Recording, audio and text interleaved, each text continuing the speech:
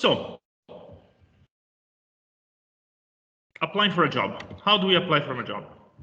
When you have to apply for a job, basically you need two things. A curriculum vitae, if you're British, a resume if you're American, and a cover letter. Okay. What is the purpose? The purpose of these two documents is to get an interview. So when you apply for a job, you send to these two documents with the goal to obtain an interview. The goal to obtain a person of the company you want to apply for get to know you. Okay. With these two documents, you have the chance to be present for the company and the chance to get them to know you. Okay. But before applying, so before sending your CV, before writing your CV and cover letter, there are some things you have to do. First, you have to do some research to identify the employer's needs. Okay? Ask yourself, the first question you should ask yourself is, what does the employer need? Why should I be the man or the woman for that job? Okay, so you should put yourself in the employer's shoes. In your opinion, what is the employer, what is the company, what is the business looking for? Are they looking for me? Are they looking for a person who's got my skills, my capabilities, okay, my resources? When you have done this specific task, then you can see if your skills match with employer needs. Okay. We have many skills. Each person, each of us has many skills.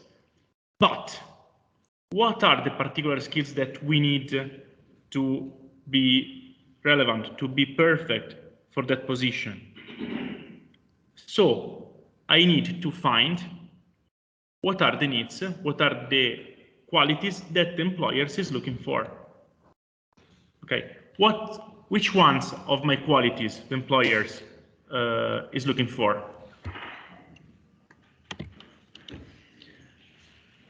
Okay, so we say that we need to put into the employer's shoes. What is the employer's perspective?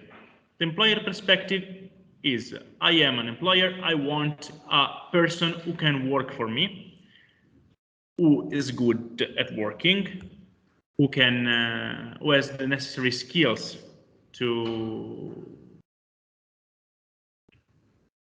be in my company. So I need to find a candidate. I need to answer the question, what contribution can this candidate make to my company? Okay.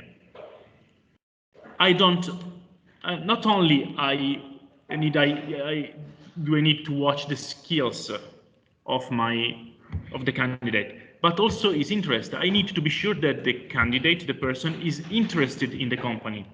And why is he or she interested in the company? I need to understand that the candidate should know the requirements. I should understand what I want from him or from her. Does she or he have the relevant qualification? Okay. Does she or he have the right mix of skills? So before doing this, before having the interview, I need to be sure that the candidate could be good for my company. So I'm choosing the right candidate. So the question, the mother of all the question, is it worth my time interviewing her or him? So if I put myself into the employer's perspective, into the employer's shoes, I should see that all these questions are suitable for me. Okay. I need to be the perfect candidate answering these questions. Because what do employers look for? What are they looking for? Okay, apart from skills, apart from this kind of stuff, the employer looks for enthusiasm for the position and enthusiasm for the company. Employer wants that the candidate love the company, is interested in the company, is looking at the personality. Okay. Generally, employers, they don't want only yes men, but they want people with personality. They want people who can make the company or the business grow. They want skills which could be transferable. Okay, what does it mean? They want that the candidate has skills that can be taught to other candidates, okay, to other co-workers, to other colleagues. And they want that this candidate, this person, can learn other skills from other co-workers. Then the employers need to have a look at the potential for advancement. What does it mean? When I hire a person, I want him to stay in the exact same position for their whole life, or I want him or her to advance in a career. I want him or her to put into a position that he can have a career advancement. Okay.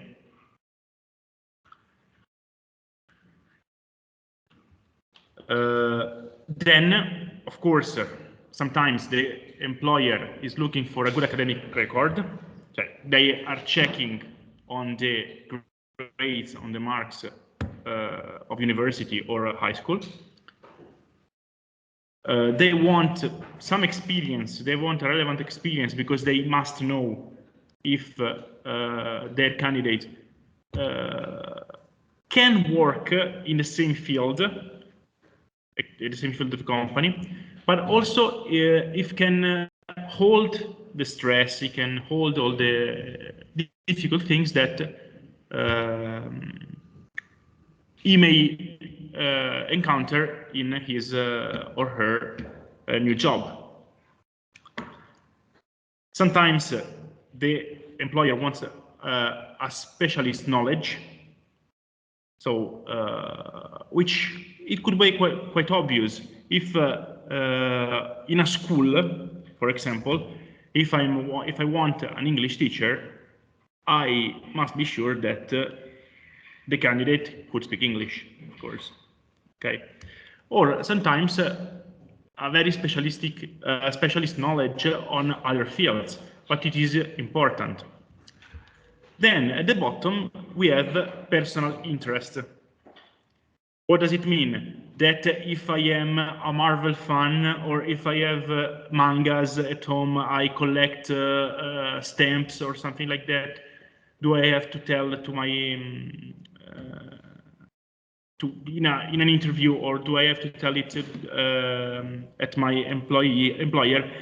Not necessarily. The personal interests are something more regarding social life. I'm interested in football. I play football, so I can work in a team. Okay. I play tennis. Okay, perfect. So I see that you are more an individual person. This kind of stuff. Okay. Also, collecting something could mean that you are patient. You're very patient. Or if you your hobby is Lego, for example, it could be interesting because you are very patient. You are very perfectionist. You like seeing and dedicate time to what you're doing. So it could be interesting to share it with the employers. And then other work experience, which are not relevant to the job. Why? Because it tells us that the person is active. Okay, if during school or during university you work in a restaurant or in a bar, or just you were a pizza guy, it's quite important because you can have the